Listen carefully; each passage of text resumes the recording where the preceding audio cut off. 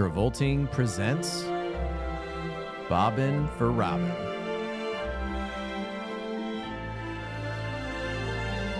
Hosted by Jeff Sweeney and Stuart Elmore.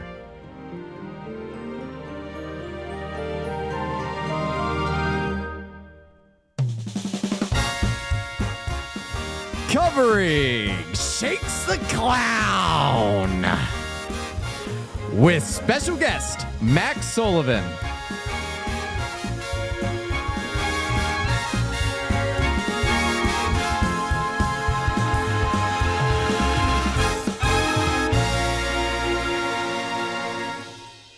Well, just before we started recording, I felt like the ground was moving and there was a little bit of an earthquake going on. So I'm sorry that we got this podcast started off with the shaky start. Play your own. Thank you, please. That was tough.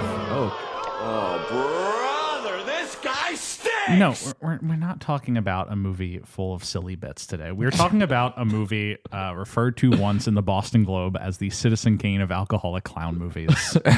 Spoken by Martin Scorsese, and then too. quoted by Martin Scorsese in an interview, as he also referred to it as the Citizen Kane of alcoholic clown movies, which I simply must say is true. Yeah. I don't know if I've seen many others. So by default, I think it gets it. But also, like, any that I have heard of, I don't think they would be this good. I mean, what other ones have you? None. In terms of, I mean, I'm going to Google alcoholic clown movies and see if any more pop up. Be very careful. I don't know what will pop up when you type in alcoholic clown movies. Truly just a bunch of links to Shakes the Clown. Good. It's the only thing.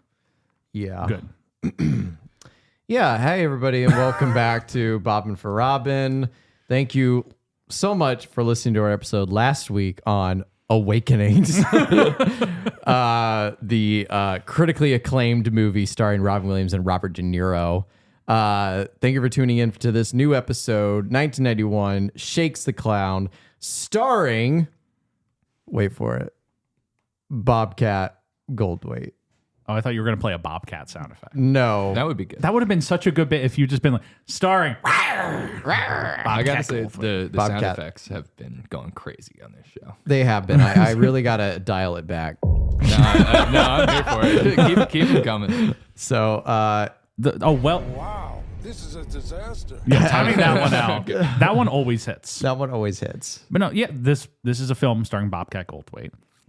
Directed by Bobcat Goldthwait, And, who's someone who written by Bobcat, who's Robin will collaborate with In the future. in the future again. Yes. Thank you for pulling that out right So- away, so Jeff. even though this seems like, kind of like just a weird asterisk in his career, it is like weirdly kind of important because he's going to collaborate with him again.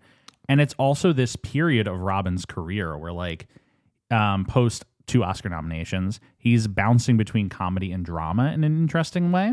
Yeah, he's doing favors for friends of his for like He'll comedic be in a movie like Cadillac Man, but he's also like, he doesn't have that ego that a lot of performers will develop once they become very big, where they'll be like, I'm only doing movie star roles now. It's not like a Tom Cruise thing where like he's only the lead character, unless like it's something extremely specific like Tropic Thunder, where he is still kind of the one you talk about when you walk out of that movie. Absolutely. It's him or Robert Downey Jr., which is a funny like kind of head clashing thing. Yeah.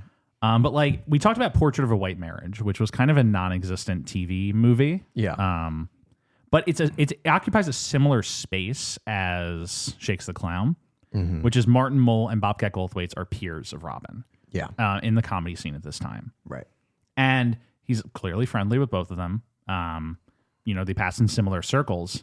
And when they're making their movies, he's willing to kind of lend his clout to it for a little bit. Yeah. And I'm sure to him, it's also like, it's a way to do a favor to a friend, but it's also a way for him to still, dip his toes into this world that he's kind of leaving, which is the like kind of the zany comic movie type. Yeah. He's not really going to do many more movies like The Survivors or Club Paradise again. Yeah. I when I was trying to do some research in this movie, first off, there's nothing in the biography that mentions Shakes the Clown in Robin Williams' career, obviously. That being said, doing some research, as you already mentioned, Jeff, this won't be Robin's one and only collaboration with Bobcat Goldthwait. They will reunite again in 2 decades. Yes. Or no, not quite 2. About 12 years. World's Greatest Dad, which comes out in 2009. 2009. So 18 years, 17 almost years 2 later. decades. Bobcat will direct World's Greatest Dad with Robin Williams. And it's that movie, and it's also a little bit of, I don't know, maybe I'm jumping the gun with this, Jeff, and you might have had plans and I'm spoiling it, but sorry about that. But there's a third collaboration with Bobcat and Robin Williams. Jeff, are you aware that Robin Williams was in a Snickers commercial? No, I'm not aware of this. Do you remember where Snickers did this whole commercial where they would cast these big actors and they would perform these scenes, and then someone would come up to them with a Snickers and be like, "Hey, eat a Snickers." Why? Because you act like Betty White when you're hungry. Yeah. So Fourth down, Coach. What do we do? I'll tell you what we do. I want you to go on the field, look for anything with an O. Let's kill them with kindness. Jimmy, I want you to make balloon animals. Tyler, make little tea cozy, something fun. Are you okay? We will win this for Mother Russia. Coach, eat a Snickers. Why is that, Chief? You get a little loopy when you're hungry. and you're asking, where's Bobcat Goldthwait, right? Let's go for it! There he is. Go get him, guys. Oh my god. You're not you when you're hungry. Robin's pretty good in that. Yeah. Bobcat, one bit. So Well, why is he even there? Well, I'll tell you why he's there, because Bobcat at that point, it's so weird referring to a fully grown man as Bobcat. but what a name, though. What a name. But he at this point, he's kind of going through some financial troubles. And so him and Robin, after World's Greatest Dad, would develop actually quite the friendly relationship. The two of them become very close. And Bobcat is probably like one of Robin's closest friends towards the end of his life. We'll talk more about this when we get to World's Greatest Dad, because that's honestly where like their friendship kind of strengthens more so. But after Robin's death, Bobcat went on a lot of podcasts and a lot of different news segments and would speak highly on the real cause of death for Robin, which is his Lewy body dementia disease. Mm-hmm. When Robin died right away, it was the classic depressed comic thing.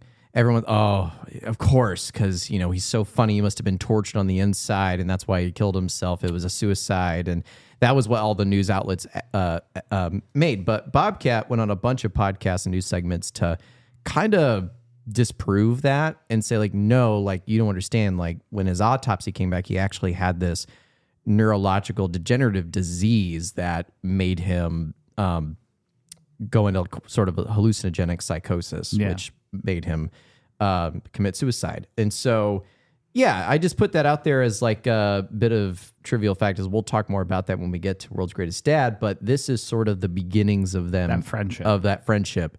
Is this movie Shakes the Clown? Mac, why are you here? Why am I here? Why? What you had? We gave you a list of movies, and you saw Shakes the Clown, and you're like, that movie. I want to do that movie. Well, I didn't know this when I accepted it, but Bobcat Goldthwait, acclaimed director, goes straight from Shakes the Clown to direct a movie that I watch every year on Christmas, a movie called Windy City Heat. Okay. Which is maybe the best movie ever made.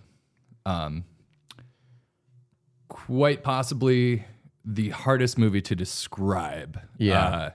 Are you guys familiar? I am familiar with it. Like, you remember you telling me about this a few months ago? That was my first time hearing about it. I have not seen this. The Comedy movie. Central original. Yes. It's essentially one big practical joke, split up into like little bits. Yeah. Written by Jimmy Kimmel. Right. There's no real story to it. The whole movie is they're trying to convince this guy Perry that he's made it big and he's going to be in the next big Hollywood movie, and this guy's just a total douchebag, and every bit in the movie is a joke on him. It's like a feature length, like punked. kind of. Pretty much, yeah. Produced by Jimmy Kimmel. Gotcha. Jimmy Kimmel, directed by Bobcat. Yes. Yeah. By the way, guys, I want to preface this before we get into the story of Shakes the Clown, is that a couple months ago when we had that conversation, I had just watched Shakes the Clown. Yeah.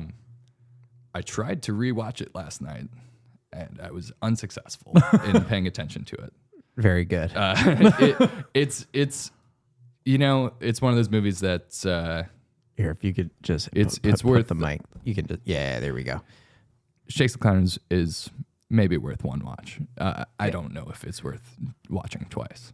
It's a one-watch classic. Watching it once last night for me was difficult enough as it was. I don't know what happened in this movie. I don't know what this movie is really about. I did read all the things that it was the Citizen Kane of alcoholic clown movies. And like what you just did, Jeff, I was trying to think, well, what are the other alcoholic clown movies that aren't like horror movies?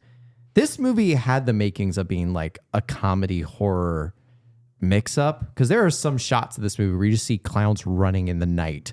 And I'm like, this could be terrifying, but it's not. And I think it's at the detriment of the movie. I don't think it really succeeds in comedy either. No, it doesn't. The thing about this movie, SpongeBob is in this movie. SpongeBob is in this movie, and it'll be important to talk about later.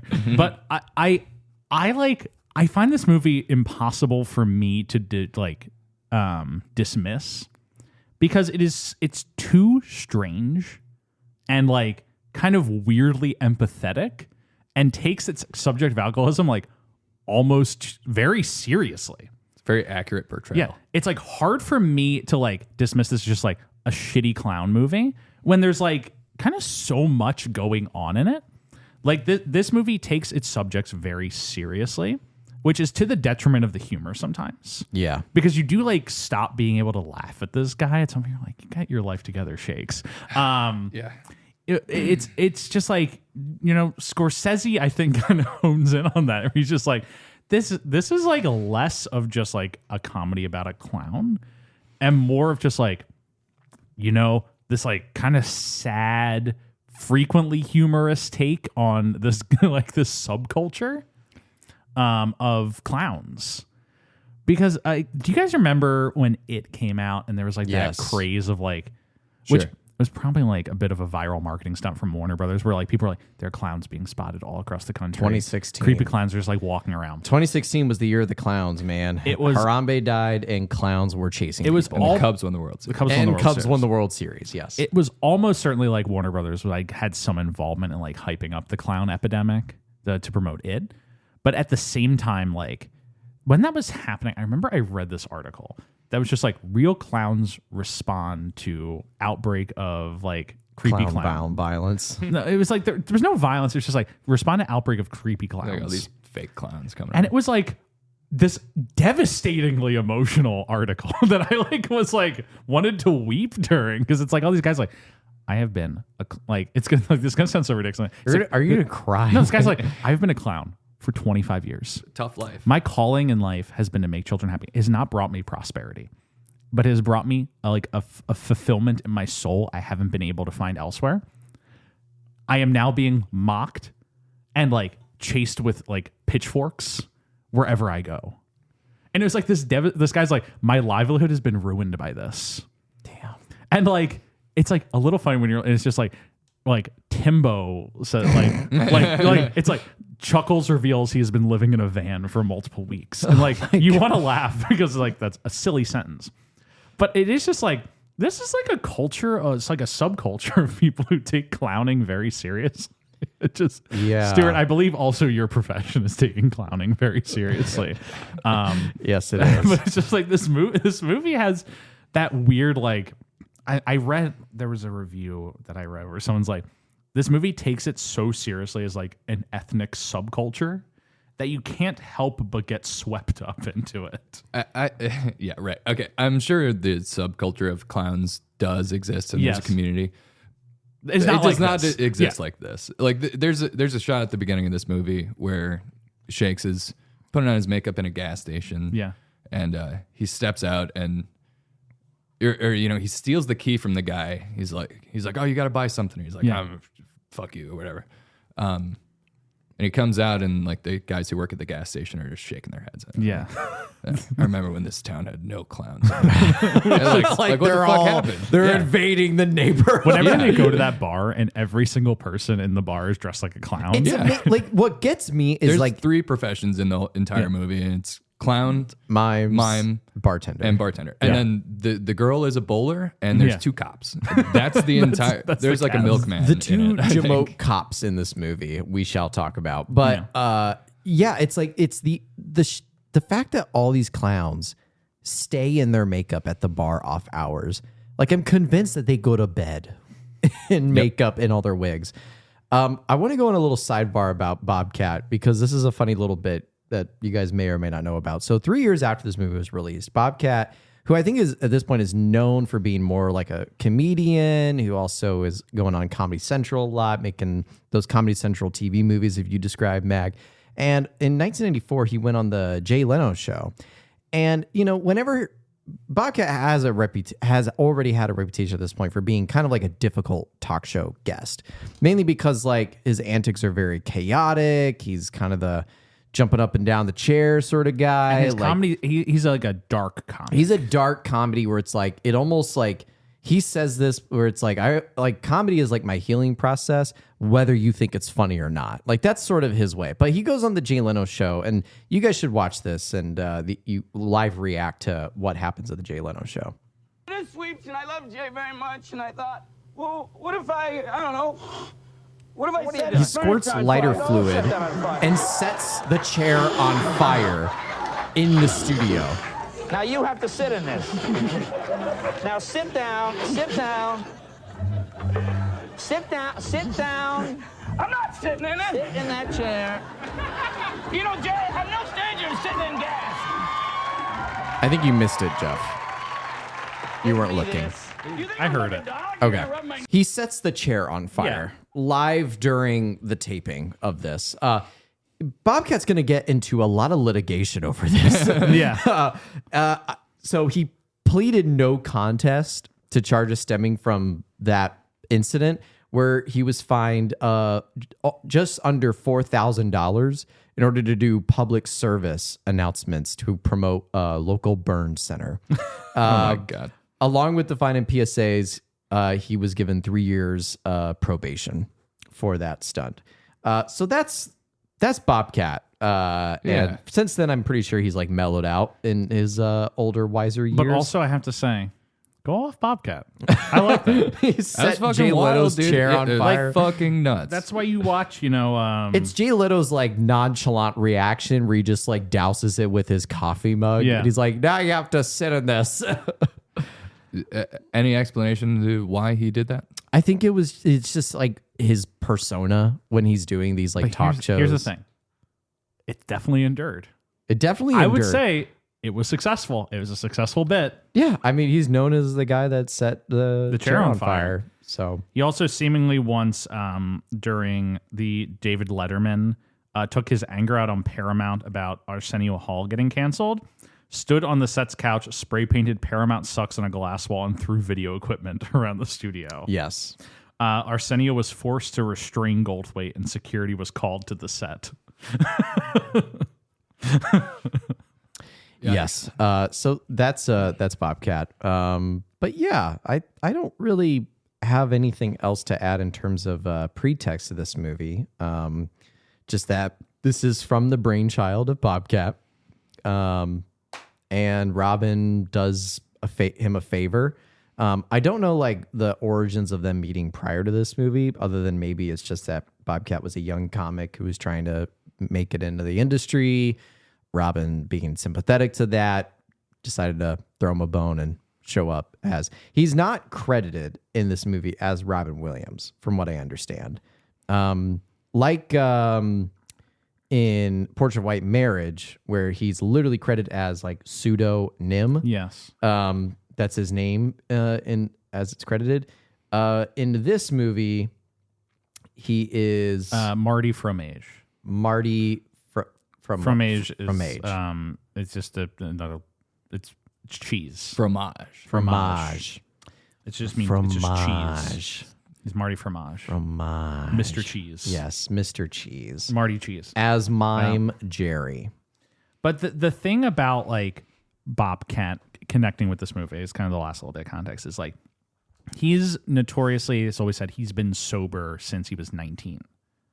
And like kind of went through like a brief little struggle in his like late teens. Mm-hmm. And this movie is weirdly his way of addressing that. Because he says like this movie is supposed to just be a satire on like the early comic circles he was moving through. That like early in his career, when you're starting out as a comedian, you're just like kind of winding up in all these random bars with all these like comedians who just aren't going to make it. Mm-hmm. No one's funny. You're all just, you know, in this together trying to make it. And he says like this movie, obviously we you know, escalated it by making them literally clowns. Yeah. But this is more or less my true to life story of how my career started. Yeah. And I think he also said like this is also kind of like an metaphor for like you mentioned like early comedian circles that he was around with. I think it's also he said that it's sort of a metaphor for like sort of the toxicity of the arts in general. Mm-hmm. Like that these are all like kind of if you think of all these clowns as like actors trying to get into the business and all their vices and all their problems and how they deal with said things and the competitive mimes who they just beat up on sight whenever they see one. The clown on mime violence goes crazy. In this the clown on mime violence is probably the funniest part of this movie. But yeah, it does take like the alcoholism bit. That's the thing is like that's the reason I can't be like just another dumb comedy with Robin in it. I'm like, no, this takes it so seriously. It takes like the whole like theme of alcoholism so seriously that you're right. Like I'm trying to laugh, but I'm like, it seems kind of sad. Like the movie starts with his. Like, this movie is seemingly so honest about his experience. Yeah, that, like it's just like you're like. This guy's like kind of bearing his soul to me in this silly clown comedy. Yeah. I must listen. I must. The movie starts with like it shows like a flash of his childhood and his dad being an alcoholic. Yeah. And his mom not being very attentive. So, and then, so we pick up with him like sort of at like at rock bottom of his alcoholism. And someone take over because I don't remember anything else of this movie. He's in the Mac, like you brought up. He's in the gas station at the start. At the very beginning of the movie, he's at a lady's house. Oh Yeah. yes, He's spent the night there. And my roommate pointed this out last night because we started the movie. The girl that he's with is the mom from the Brady Bunch. Really? Yeah. Whoa. That's crazy. And this is like, just like, I'm sure if you were really into the Brady Bunch, just seeing her in this light is like, Whoa. Yeah, there you are, Florence Henderson. crazy. Yeah. Nuts. Especially this movie coming out in the time they did, like, not long after the Brady Bunch era. Like, people would remember it. I'm sure that's like part of the joke. It's just like he's sleeping with the Brady Bunch mom. Totally. That's a good point. Catch. I did not clock that.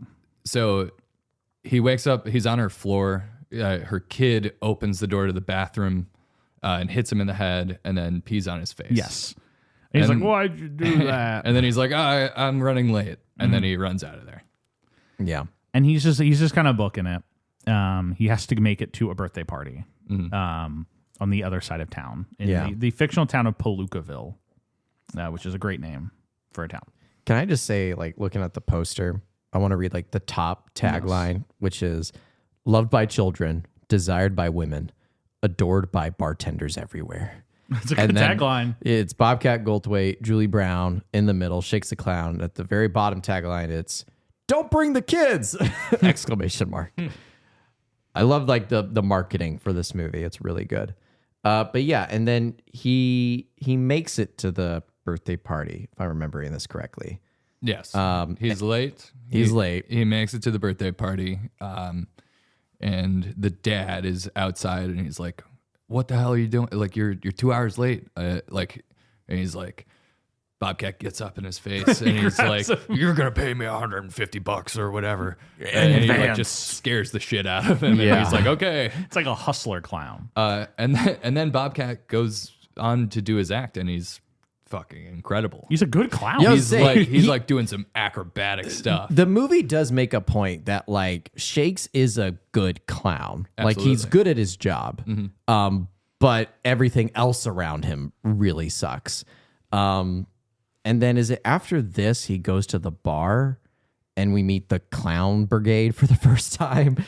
Because this is where like what I really want to talk about here is our introduction to Adam Sandler. Yeah, the Sandman shows up. The Sandman shows up as a clown in this movie.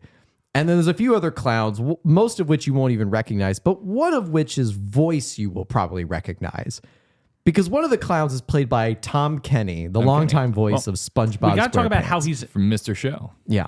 This is before SpongeBob, weirdly It's enough. just funny because later he does say, like, yeah, I booked this big cartoon show, and you're never going to talk to me again after that. It's a little funny. A little funny. But no, the specific structure is like he goes into the bar and he meets up with his boys, Adam Sandler, and who's the other one? Blake Clark as Stenchy the clown. Stenchy. Good name for a clown. Something borrow that. that. Implies you smell bad. Yeah.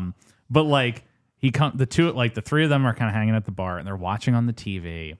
The farewell address from Peppy the clown, who is the former host of the big time cartoon circus. Peppy was fired for sexual harassment, and so they were auditioning new clowns to be the lead of the show. Yeah. And like what I like is when a movie like this really commits to its fictitious world and the honesty of it. And like this is seemingly the most important show in like the country. Yeah. Is this clown's TV show, but also only in this community do clowns partake in it. It's very weird. Yes. But Shakes thinks he has it in the fucking bag. He thinks they're going to call his name. And then they announce that Dinky, is that his name? Tom Kenny. Tom Kenny. Binky, not Dinky. Binky. Binky, Adam Sandler is Dink. Not to be confused with Bink. Very different. Binky the clown has gotten it, and Shakes is fucking furious. Right. Well, yeah, I think so they're all talking about it already. Yes. Before Shakes walks in. They're like, "Oh, Binky fucking got it." Motherfucker. And Hate Binky. and then Shakes comes in and is not having a good day. Yeah. His girlfriend is there. I think she's like chastising him about Not getting the part. What did you do last night? Like I was Yeah. trying to call you, and he was like, "Oh, I don't know. I spent it with the Brady Bud." But his he's girlfriend, like obviously lying to her." his girlfriend is Judy, played by Julie Brown, who's the bartender at this bar. And she talks like this, and I have a lot of patience. But she's got for a little lot bit of a lisp, too. voices in many movies and shows, and I just don't have any fucking patience. No, dude. Oh my It god. gets really old really quickly. But she's got a little bit. She's got a little. All right, but Six, how are you doing this? Well, you got to be on the show. And her friend, she that has was like, a piss poor attempt it was at the bad. voice. I gave up pretty quickly. Come on. It's don't wanna- okay. We don't need it. Yeah, we don't need it. The movie didn't need it, and we don't need it. Great. But and she's like kind of chastising him, and then Binky walks in. I'm gonna keep saying Dinky, but it's Binky walks in Tom Kenny. with his fucking boys. He's got like two kind of like squad up clowns with him, and they walk in. He's hot stuff, He got the job. He's like ripping lines of coke. He's taking multiple shots at a time. He's really showing off in the bar here. Yeah. There's a really good moment I forgot where Adam Sandler's just like kind of talking to somebody, and he's just he takes like 4 shots. Yes. In a row. And It's he just like keeps grabbing him from off just camera. off camera. Are these clowns okay? These clowns are clearly not. They are not okay. There's but- a lot of problems. Binky is wants to make sure that he stays on top, and so he's kind of rousting Shakes a little bit, keeping him on his toes. Yeah. And the episode's like, I got this big cartoon show. You guys are never gonna be talking about me again. Yeah. Well, he's playing SpongeBob in the cartoon show. I just hope people go and watch this movie purely because they're like, SpongeBob's in Shakes the Clown? Because I want you to see Tom Kenny doing lines of coke and taking some shots. And spoiler alert, murdering a man. Attempting to murder another. Yeah. I like how the Wikipedia editor describes him.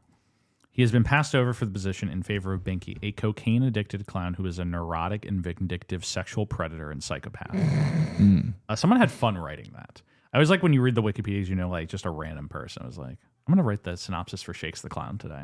That's what I'm going to do with my morning. You can't really argue with it. And he's just like, oh, Binky's got me so fired up when I watch this movie. Vindictive, sexual predator, and psychopath. Hit the period. They were real proud of themselves. But, you know, the next, like, I don't know if I call it the, like, chunk of the movie is, it's, like, mostly just Shakes, like, kind of falling deeper into his alcoholism. Yeah. It's him being like, I'm not an alcoholic, because he's, like, you know, drinking in the car. Yeah. His friends, Dink and Stenchy, are both like, you got to cool it, man, or you're going to come to a bad end. That scene kind of struck a chord with me, honestly, because I don't know if you guys have dealt with friends who may or may not be alcoholics before, but the moment where they're sitting in the car, I think they're driving back from jail. They go to pick him up, you know, Adam Sandler and the other guy go to pick him up from jail, and they're like, Shakes, you know, we got to talk. You got to, you know, cool it with the alcoholism, man. Like it's a problem. And Shakes just like, he's like, you know, you guys want a beer? Yeah.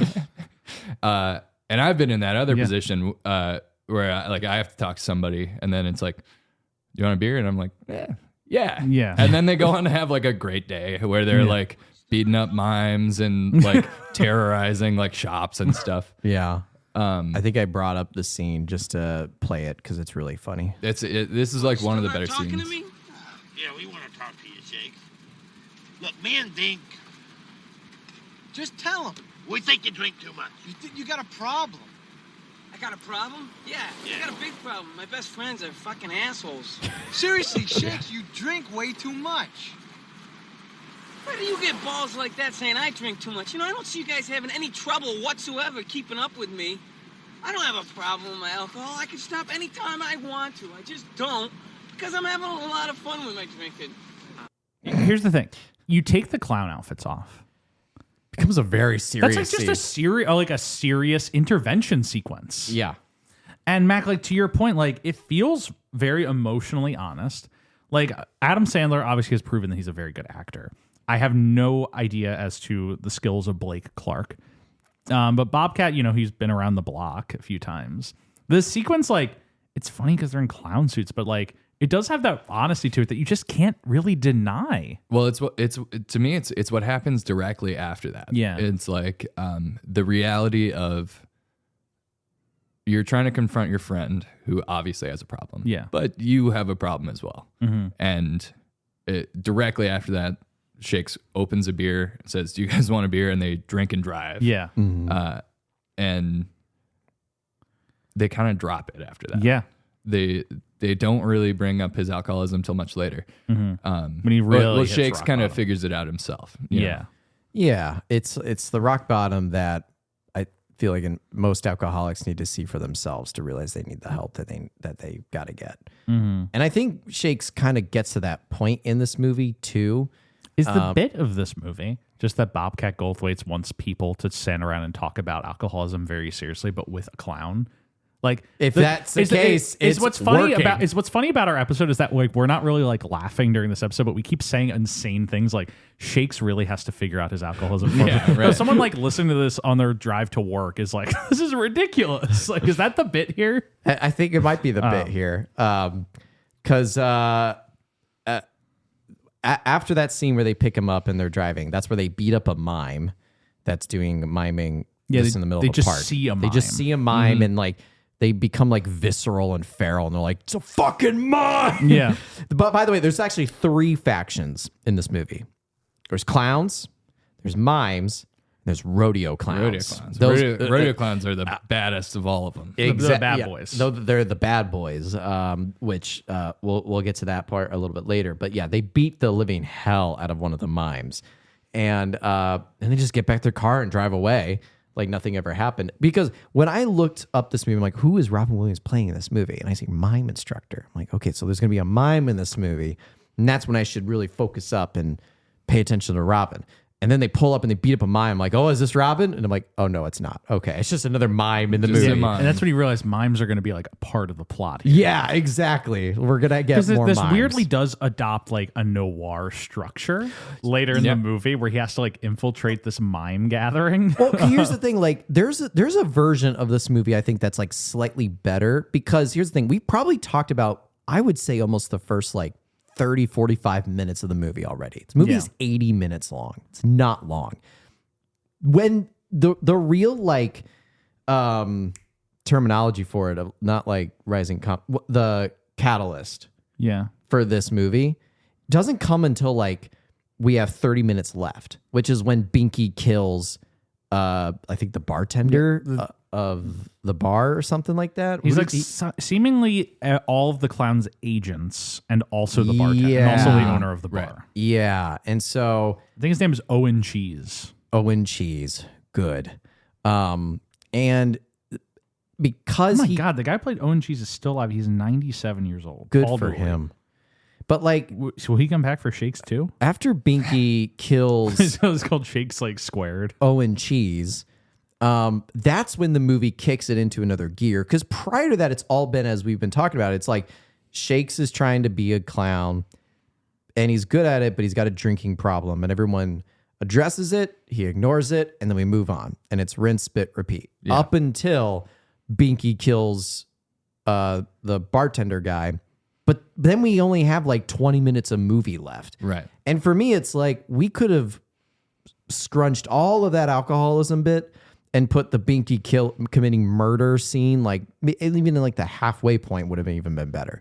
But yeah, because that's what really kicks off the plot in this movie. And I think that's why it's really hard to pay attention because you're watching this and it's like nothing's really happening. Right. I think they literally go through the exact same sequence of him showing up late to another clowning thing. And somebody yelling at him, and then he does his whole clown bit again.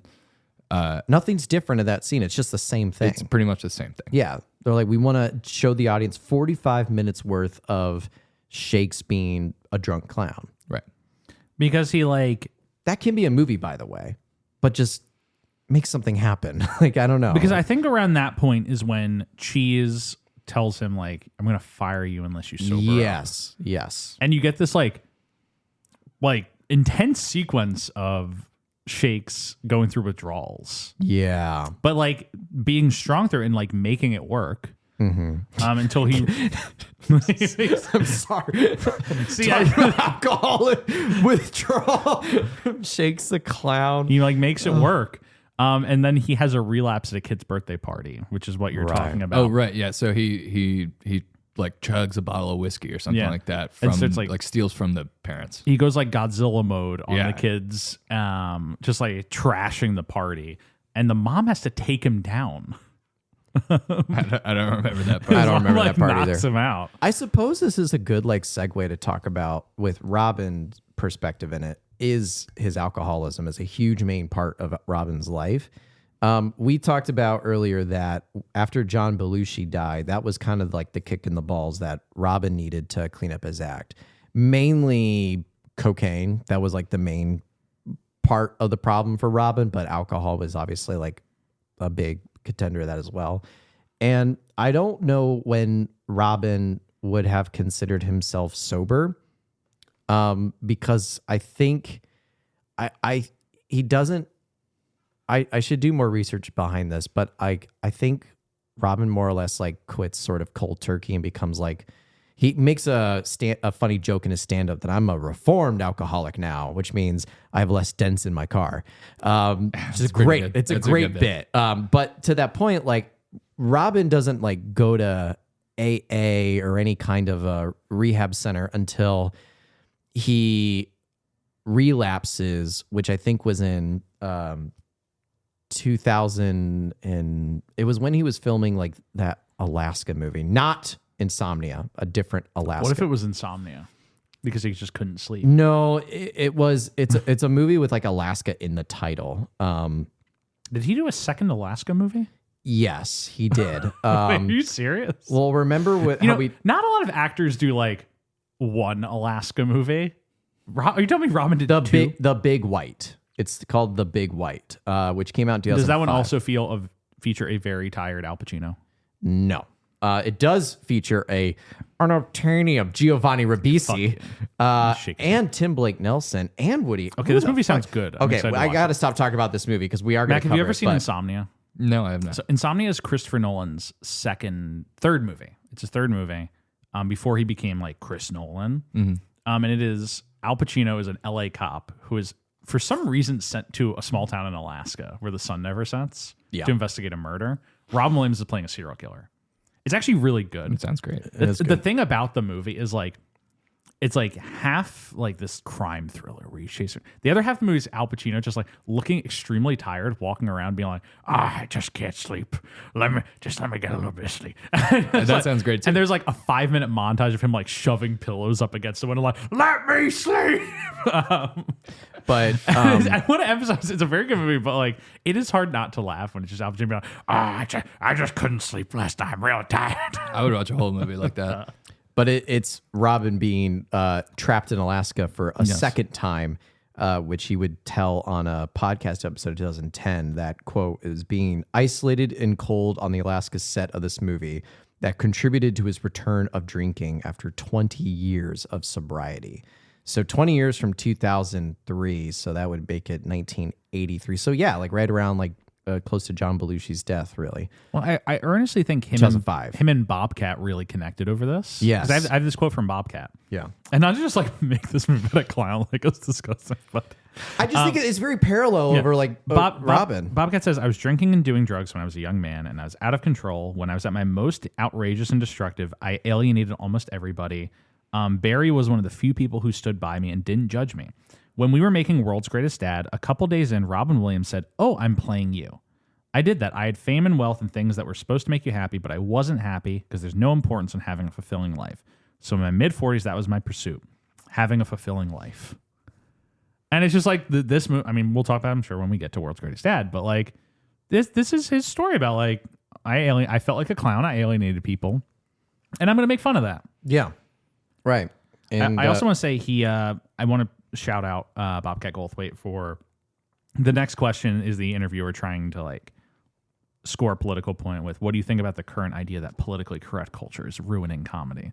Clearly trying to get Bobcat Goldthwait to say some shit like, get rid of the PC, get rid of all the kids who don't understand. You're so offended, and I don't care. I don't care. You expect him to say something, I don't care, something like that. But he comes on, he says, I don't agree with that at all.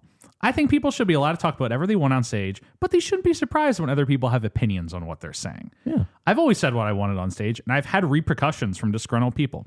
People talk about political correctness like they're being oppressed. I don't think there should be censorship, but people shouldn't be surprised when folks don't swallow everything you say. And I'm like, hell yeah, Bobcat. That's a really poignant argument. That's an incredible way of talking about it. That's like the correct take. It's not political correct. Like, yeah, you are free to say what you want, but don't be surprised when you get repercussions from it. Yeah, it's like you're not being like censored by the government. You're being like told like, hey, you said some bad shit there. And we don't want to hear and we don't like that. I'm being oppressed. Are you offended? I don't care. Ever since we've talked about Ricky Gervais on the show, now we just always like regurgitate his "you're so offended and I don't care" bit. It's a good bit. It deserves to be made fun of because he's. It's like ridiculous. I re-listened to his like Oscars opener where he talks about like everyone here is just like thank your agent. Thank you, God, and get off the fucking stage because nobody gives a shit. I don't know how recently you've watched the Ricky Gervais stand-up special, but I watched one. I mean, I don't think I'll ever probably watch one again. Yeah. The joke is every single time he just says something foul. Yeah. Like, and then shocking. And then it's like, oh, they're going to get me for that one. Yeah. You know, and then they laugh at that, and that's it. That is it's like, dude, just write just real write jokes. a joke. Right. You're a comedian. Yeah, You've done funny stuff before. I know you have. I think like You that. have it in you Yeah. to just be funny. Yeah. That's like the comedy that like is getting or not is it's not that it's getting, it's that it's gotten so fucking old of like It's lazy. it's like I'm gonna say something that's gonna offend a lot of people in this room and wink and a nod, we'll see where it goes. So, like, But like you brought up his Golden Globes, Yeah. like opening speech, and for like the past few years, the Oscars and the Golden Globes, the ratings have been going down. Yeah. So like the last decade or so. Yeah. And everyone's like, why is it happening? Is it because no one's seeing these movies? Do people not care about movies? I'm like, no, you watch the people they're hiring for these. Like I like Jimmy Kimmel well enough, but like when he hosted it, when Ricky Gervais was doing the Golden Globes, the whole joke was, this is all stupid and nobody cares about it. Yeah. So why would you keep watching it if the Right. whole fucking opening is Ricky Gervais being like, oh, it's just a bunch of rich people standing in a room right now. Who cares about that? Like, why would you come back the next year to watch something when the guy started being like, yeah, this doesn't matter. Hey, yeah, this is a whole joke. No, Yeah. this is made up. You know what? The ratings went up this year. Do you know why? Conan O'Brien went out there on the stage and was like, isn't this great? We're talking about art. We're going to make a little fun of it, but this is an exciting thing. And he gave like a very earnest, like opening joke monologue. And it was like, the ratings went up. And I'm like, you figured it out. It's also like Again, I hate saying this is the skeptic in me talking Yeah. now, but it's like it is also sort of the whole like who's gonna slap who NASCAR crash effect of like there's that too. You, But you watch the Oscars and yes, obviously there's like the moviegoers, the film lovers who are like they want commemoration for Honora getting paid $38 million, twice its budget to win Yeah. Best Picture, but it's also like. You're coming back for like, okay, well, Will Smith slapped Chris Rock last year. What shit show is going to happen this year? Like, I do kind of feel like the rise in ratings is not yet to this point, but slowly getting to like we're watching NASCAR for the driving. Sure. But like, they just had a very earnest show this year. That was like, we Yeah. like movies and we want to talk about them. And people responded well to it. Yeah, that's And great. it's like, that's awesome. yes, That is how it should be. You have figured out that the joke of nobody cares about this only lasts so long.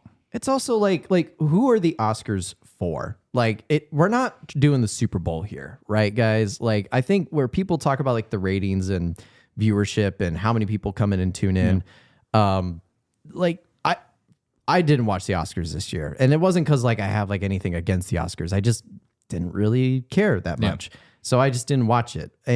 But I also don't blame the Oscars for it because I know people who are watching the Oscars. Genuinely, I think fair to say like yourself, Jeff, who watch it for that celebration of great movies that you watched throughout the year that you really liked and want to see those movies get the acclaim that they deserve. Okay, enough about the Oscars and the Golden Globes and Ricky Gervais and cancel culture. Let's talk about this comfortable subject of alcoholic clowns. Can I really quick do one final thing about the Oscars? Please. I just went to the Wikipedia page called List of Most Watched Television Broadcasts in the United States to like try and figure out like where do the Oscars stand? And this is the most useless list I've ever looked at in my life. Because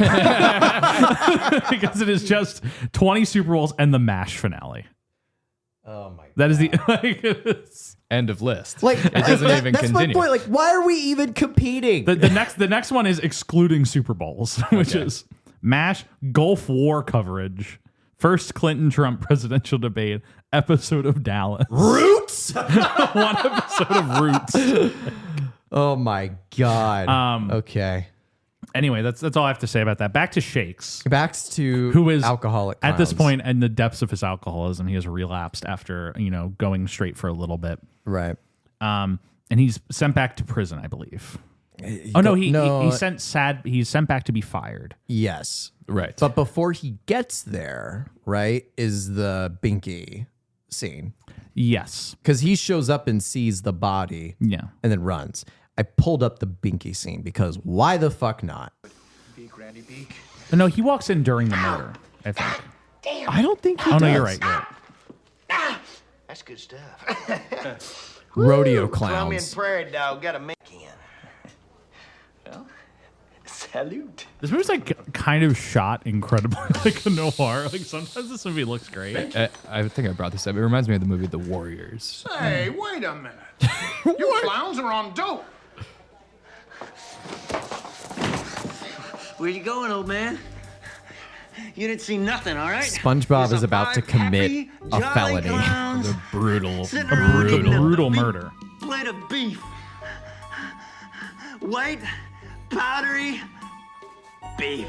Pinky, you son of Pinky, you son of a... No! And he beats him with a bowling pin.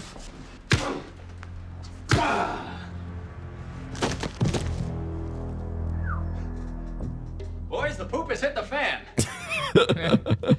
Boys, the poop has hit the fan. Great. Yeah, Binky kills a man. Yes. Binky murders a man. Suddenly, alcoholism isn't all that terrible in the movie anymore. But yeah. So Shakes comes in hammered, right? yeah, and sees the body. Sees the body, and he's like, "Fuck!" And then he just does he pass out or something like that? I think Do they he like try to runs. frame him? They knock him out and try and frame him. Oh, okay. Okay. They knock him out. Yeah, they so knock he him steps out. into the room. They're still there. Yeah. Okay. I don't think he sees them, if I'm right.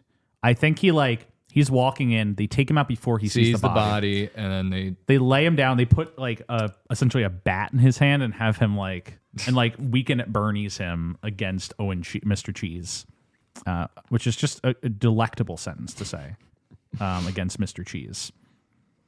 But they do that, and then they kind of just leave him on the ground next to him. He wakes up and thinks he's murdered Cheese. Yes. Shakes the clown and thinks that he's murdered Cheese. He hears the police cars in the distance. He's like, oh no. Because Binky picks up the phone and is like, help, I'm being assaulted. Ah! Oh! Ah! Hangs up the phone. Classic. The clowns all leave. The police show up. Shakes does the most impressive acrobatic move. Mm-hmm. He does like a flip out the window, lands perfectly on his feet. He's a good clown. He jumps from like 3 stories up. It's rather impressive. Yeah. But I do like it. He lands and runs away as the cops pull up. Mm-hmm. We haven't talked about these 2 cops yet. The 2 Usually jokes. possibly the funniest characters in the movie. Detective Boar and Officer Crony, which are Excellent. great cop names. Absolutely. Boar and Crony. And like their whole bit is one of them eats a lot of pastrami and the other one's a healthy eater, and they just yell at each other about like not taking care of themselves for the whole movie. Mm-hmm. We skipped over it, but their first sequence with Shakes I really enjoy, which is like a lot of movies have done this joke, but I find it funny every time. Is they're driving down the road, they see a crazy clown driving the car, and they try and pull him over. He's like, Shakes is drinking out of a flask. Yeah. And they see it, and they put the lights on, and he just jets out of there. Right. I always find it funny in a movie when like cops pull up behind someone for like who's not doing anything wrong, and they just floor it, just take off out of there, and a chase ensues. Well, he is drinking. Yeah. And he like hides the flask, and then he just like continues driving, and then he like blows through an intersection. There's a crash. Yeah. And the cop car crashes. And you think, oh my God, Shakes got away. Yeah. And then he continues driving. He gets stopped by a duck. There's ducks crossing the road. Very and then he good. stops for the ducks. And then the cops show up behind him. Like, And he's like, oh, you got wrestle him up a little bit. Yeah. But it's these same cops who are responding to the murder. But Shakes gets away, and he actually thinks he has committed the murder and was just too drunk to remember him. Because he knows he was being brought there to be fired. Or he had just been fired by... Right. He's got motive. Yes.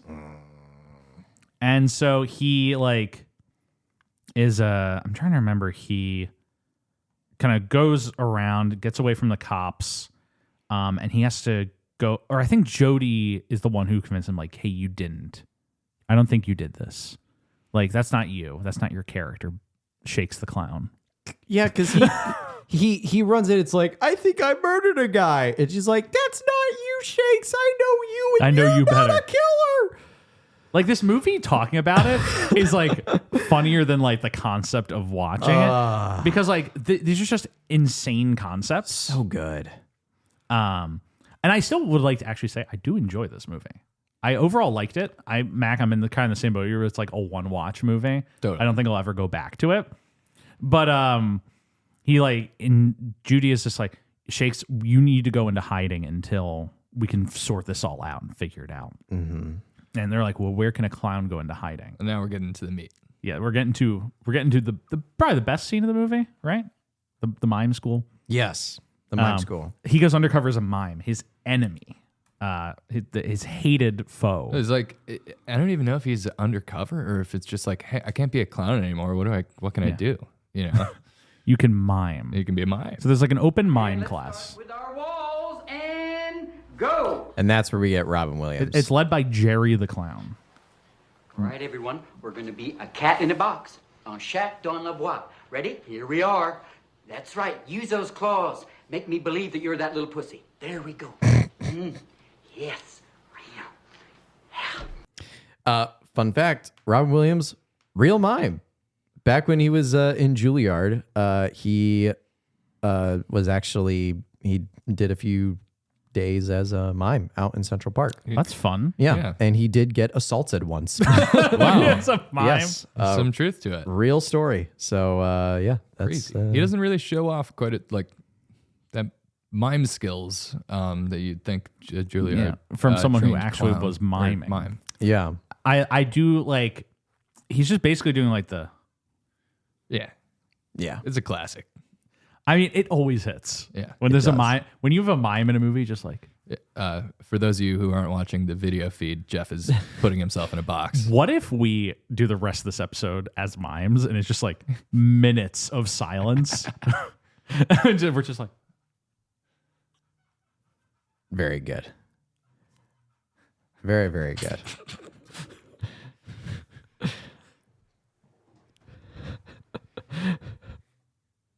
You pouring gasoline on? Oh, now he's jogging. Jeff's riding a horse. He's riding a horse. Now he's looking for something. I ran out of bits. That's pretty good though. In this, It's hard. It's hard to. they do 3 mime bits. The 3 mime bits that Robin is teaching Are those two of them? Is it riding a horse one of them? right? Yeah. It's the box. Yeah. It's riding a horse, and then I can't remember what it's called, but it's essentially like grabbing your dick, or it's like pleasuring yourself or something. Yeah. Because he goes like, "All right, gentlemen, go like this. Ladies, do something else."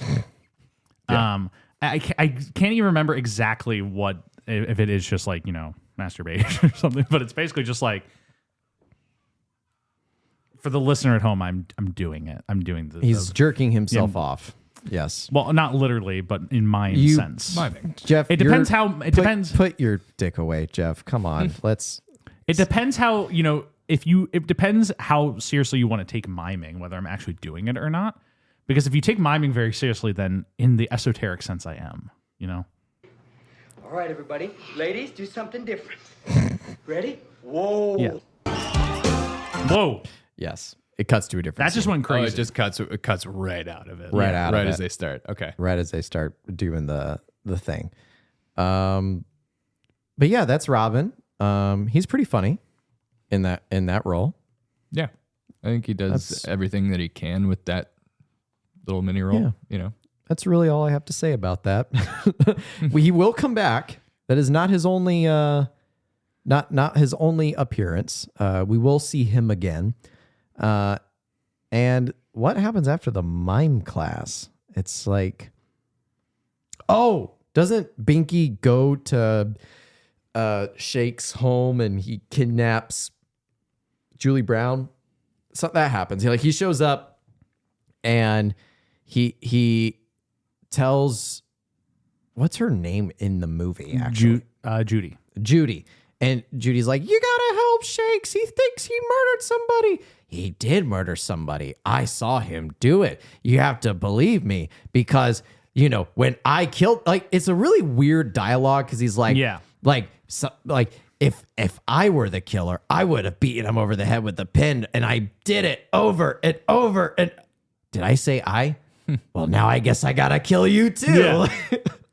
Yeah. So then he does the creep move. That's a perfect example of this movie goes really quickly through the last 20 minutes. Exactly. That's what I mean. It's like this should have all happened in the first 20 minutes. That's why this is the hardest part to remember what happened, even though it's the plot of the movie. Exactly. Because while when Shakes goes home and Judy's not there, he goes into final like noir detective solving the case mode. Yes. Which is crazy. But he like a real sentence we just said. They go to a rodeo clown bar because they think the rodeo clowns are involved in the scheme.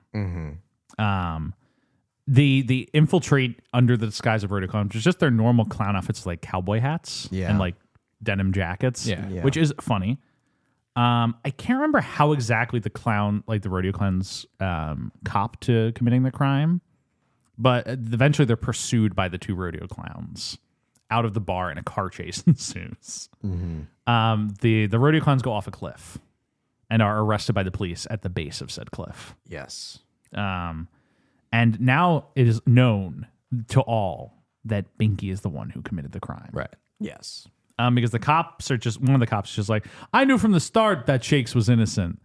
And the other con's like, no, you didn't. We were just chasing Shakes down 5 minutes ago. Yeah, right. Which is funny. But I have so many clown names in my head right now. Like Shakes, Dink, and Stenchy go to the on-air recording the cartoon time hour to confront Binky. And this is where like the final showdown ensues. Right. Yeah. Because Binky has Judy like tied up to a dartboard. And he's throwing knives at her. It's very intense. He's like, I have very good aim, and then he throws a knife and it like hits a camera guy. He's like, sorry. And he makes maybe the best joke in the movie where he like turns to the camera and says, I'm gonna hear about the union hear from the union in the morning. And I'm like, that's funny. Locals 600 calling Binky the clown. What if I throw knives at my camera guys? But a big fight goes off. There's the two henchmen clowns like pull out guns. Shooting happens. Binky's knocked out, and Shakes gets shot, but his flask stops the bullet. Yes. And the alcohol kind of comes out of the flask because there's now a hole in it. He has conquered his alcoholism and literally put a bullet through it via different means. But they fight off Binky and his boys. Save Judy, and all the kids in the crowd are, we love Shakes. We love Shakes. Let me hear it, folks. We love Shakes. We love Shakes. We love Shakes, right? He's our favorite clown. Wow, this is a disaster. I mean, if I was a kid, if that went out live broadcast, I really hope. That's must-see TV. That's like must-see television. There's nothing better than like when a live broadcast like has some insane thing happen during it, and it's just like getting blasted out to everyone. You mean like the reporter that shot herself live on air in Florida? No, not that. Sorry. A little dim. This becomes a true crime podcast. Yeah, true crime. What if we just they made a movie on a base? What if we just Christine. change topic right now and we just go right into like a complete dissection of a crime that occurred? It'd be a good bit. It would be like that Connor O'Malley pipe rock theory video where it just keeps changing like structure throughout it. One of the best movies of 2025 is Pipe Rock Theory. I earnestly believe it qualifies as a movie and is one of the best movies of the year. You could have ran that pin cam unit. I would leave my job to be Connor O'Malley's pin cam guy. But he saves Judy's life, and he's like, I'm gonna quit drinking just for you. What's the song that they sing? It's like the boys are. And he's got my hopes. No, there's like don't they sing like a song about the boys in this episode? Right? The boys. I don't know. I have no idea. By the way, it's a 2016 film called Christine, not to be confused with the 1980 movie Christine about the possessed car. It's about the reporter that shot herself live on broadcast television. Very good. I mean, not very good. Bad, but don't do it. Anyway, Shakes the Clown. We cut away from, the triumphant victory to him at an Alcoholics Anonymous meeting. Yes. Which Stuart, as we well know, is founded by Winona Ryder and what's his name? God damn it. The Battlefield Earth sniper from Saving Private Ryan. I'm I'm looking it up. Good boy. Barry Pepper. How could I Barry forget? Pepper. As we know, of course, Alcoholics Anonymous was founded by Barry Pepper and Winona Ryder. Yes. Mac, we watched this like elevated Hallmark movie about the founder of Alcoholics Anonymous with Winona Ryder, and it was like a crazy ass. It was interesting. It was like an unexpectedly insane movie that we had a good time with. Yes. But as we know, Barry Pepper's AA is surviving on because Shakes the Clown is an attendee. And he's wearing the full clown garb in there, right? In AA. In AA with like a bunch of older ladies. I don't think he wears anything else throughout the entire movie. Except for the mime. Right. mime Until he outfit. changes into the mime outfit. Yeah. But his face is always obscured with clownish makeup. But his life is turned around. He's now the host of the TV show because Binky is in jail. Look at him. The kids love his bits, which was obvious from the opening of the movie that he's a good clown. Because the Binky was bad. Binky sucked. His bits weren't funny. What the fuck was he doing? Did we really get to see any Binky clowning? There's a little bit. There's like a little bit when the show starts before he starts throwing the knives. And I'm really I see. Okay. bad Yeah, at throwing the knives. The kids are not like super into it when he starts the show. He does the Conan O'Brien like biggest mistake that Conan always talks about. He's like, the second you start saying this isn't going very well, is it? You're done. The whole thing is ruined. Brutal. Because it was on Conan's Hot Ones where he's like, the worst thing you can ever do as a comedian is be like, this isn't going well. Because then the audience is like, well, I guess it isn't, and gives up on you. And that's the mistake that Binky the Clown makes immediately. Is he's like, the kids don't really like this, do you? And then he lost them. Kids are the toughest audience. He's cooked live on Cooked air. in the Live. chat. Cooked in the chat. L's in the chat. Chat, are we cooked? Chat, are we cooked? But Shakes, everyone loves him. He's there with Dink and Stenchy, and they're running around. Robin comes back. He does come back at the very end. Yes, he makes a little appearance on the show. They bring Jerry out to do some miming, and then all the clowns in the room just start chasing him with pitchforks to try and. That's a good bit. Yeah, because even though they Shakes extend this olive branch, the animosity between their cultures will never be overcome. That will be discussed in the sequel film Shakes 2, The Mime's Revenge. Yeah, and where at the very end of the movie they make the laugh accords, where they bridge an alliance between. I would mimes earnestly and watch clowns. Shakes the Clown 2 if they wanted to make one. Because they discovered, I would watch it. I would go opening day. The real enemies are the rodeo clowns. Though that's the real enemy, right? That they have to focus all their attention on. This whole mime clown business. It's just a way for the real enemy to keep us preoccupied with our political differences. When the rodeo clowns with all of their resources and precious circumstances, they want us to think that it's a bipartisan system, that we must fight the other person all the time, when really we all just come together and fight the system. The system that keeps clown kind down. Yeah. And mime kind. Because at the end of the day, we're all clowns. Isn't that beautiful? Sorry. All right. So we went through the plot. Now it's time to really delve into no. Of course. So, Mac, you had not seen Shakes the Clown prior to watching it when you knew you were going to do this show. Correct. What were when you watched it for the first time? What were your takes right away on Shakes the Clown? Because you've had months to percolate. Right, and maybe I watched it a little too preemptively, but again, this movie, you were talking about the world and how seriously they take they just throw you into this town, right? Yes. This town that doesn't exist, and none of it makes any sense whatsoever. There's the whole world of it where it's all the clowns and the mimes. Nothing that doesn't exist. Which is why it reminded me of the Warriors. Yeah.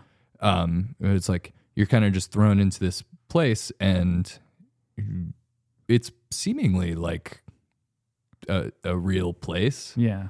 There's nothing surreal about it. Yeah. But everybody just kind of accepts that this is the world that we're living in. It's like clowns are all I remember when this town had no clowns in it. It has a very like Who Framed Roger Rabbit tone to it, where like the tunes are just like part of the community, but like they're kind of ostracized.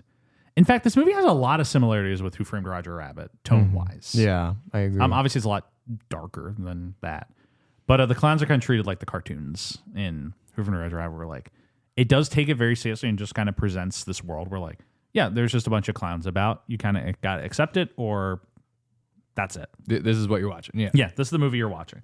This is the hand we have been dealt at 11:47 p.m. on a Saturday night. But yeah, there's no single character in the movie who goes, "This is crazy." Why are there all these clowns in this bar? Right. Never happens. Never will. There's like seemingly like next to no outside of the cops, like real people. Yeah. Probably just because they couldn't afford And background. Florence Henderson, who's just there. She's also like a one kind of scene. a drunk and does not have her life together. Yeah. Mom from the Brady Bunch just like has one scene in this movie and never returns. Correct. You expect that she's going to come back.